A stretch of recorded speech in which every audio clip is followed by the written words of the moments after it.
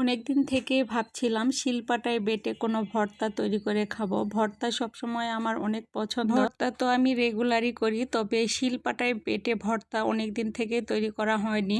Hello everyone, আসসালামু আলাইকুম। আজকে আমি তৈরি করব পাকা পটলের ভর্তা। সেই ভিডিওটি আপনাদের সাথে শেয়ার করব। এখানে আমি পাকা পটল নিয়ে নিয়েছি। পটলগুলো মাঝে বরাবর কেটে নিয়েছি আর বিচিগুলো ফেলে দিয়েছি। আপনারা চাইলে বিচি সহকারেও এগুলো কেটে নিতে পারেন। আর এখানে আমি পেঁয়াজ, রসুন এবং কাঁচামরিচ নিয়ে নিয়েছি। এগুলো এখন তেলে ভেজে নিব। তারপর একটা ফ্রাই প্যানে তেল ঢেলে দিলাম। এটা সরিষার তেল। তেল গরম হয়ে গেলে সবগুলো পটল এখানে দিয়ে দিব। কেউ চাইলে এখানে পাকা পটলের পরিবর্তে কাঁচা পটল দিয়েও একই প্রসেসে ভর্তা তৈরি করে নিতে পারেন। এখন আমি এখানে স্বাদ মতো লবণ দিয়ে দিব। এই সময় লবণটা একটু বুঝে শুনে দিতে হবে, কারণ ভর্তা ফাইনালি আমি তৈরি করব তখন আবার আমি লবণ দিয়ে ভর্তাটা তৈরি করব। যাই হোক, এরপরে আমি উল্টিয়ে পাল্টিয়ে ব্রাউন করে পটলগুলো ভেজে নিব। পটলগুলো যেন ভালোভাবে ভাজা হয় সেদিকে খেয়াল রাখতে হবে, কারণ পটলগুলো খুব একটা ভাজা না হলে কিন্তু এই ভর্তাটা খেতে তেমন ভালো লাগবে না আর কালারটাও তেমন ভালো আসবে না। আর পটলগুলো ভালোভাবে ভেজে নিলে কালারটা খুব সুন্দর আসে আর ভর্তাটা খেতেও কিন্তু অনেক মজা হয়। তো যাই হোক, আমার ভাজা হয়ে গিয়েছে। এখন এগুলো তুলে নিব।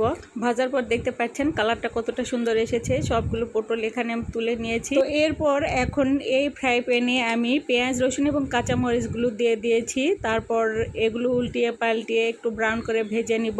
আমার কাছে এই ভর্তাটার জন্য আসলে পেঁয়াজ রসুনটা একটু বেশি করে ভেজে নিলেই ভালো লাগে।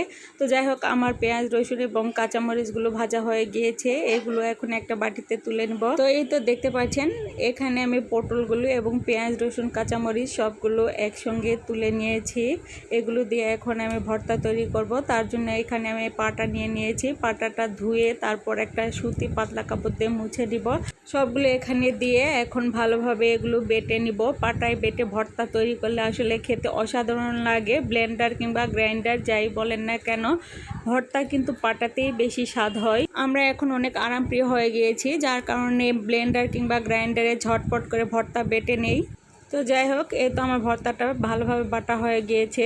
এখন এখানে আমি দিয়ে দেবো স্বাদ মতো লবণ আর দিয়ে দেবো সরিষার তেল। পটল এবং পেঁয়াজ, রসুন, কাঁচামরিচ ভাজার সময় যেহেতু আমি সরিষার তেল দিয়ে ভেজে নিয়েছি, যার কারণে আমার খুব একটা তেল এখানে লাগছে না। তেল দেওয়ার পর সবগুলো এখন ভালোভাবে মিশিয়ে নিব। এই তো সবগুলো খুব ভালোভাবে মিশিয়ে নিয়েছি। এখন ভর্তার ফাইনাল লুক দেখতেই পাচ্ছেন। তো এভাবে পাটায় বেটে পাকা পটলের ভর্তা কে কে খান কমেন্টসে জানাবেন। আর পাকা পটলের ভর্তা আপনাদের কার কার কাছে কেমন লাগে সেটাও বলবেন। আশা করছি আজকের ভিডিওটি সবার কাছে ভালো লেগেছে। ভালো লেগে থাকলে লাইক, কমেন্ট, শেয়ার করে পাশে থাকবেন। ফেসবুক পেজ থেকে দেখে থাকলে পেজটিকে ফলো করে দিবেন আর ইউটিউব চ্যানেল থেকে দেখে থাকলে চ্যানেলটিকে সাবস্ক্রাইব করে দিবেন। ধন্যবাদ সবাইকে।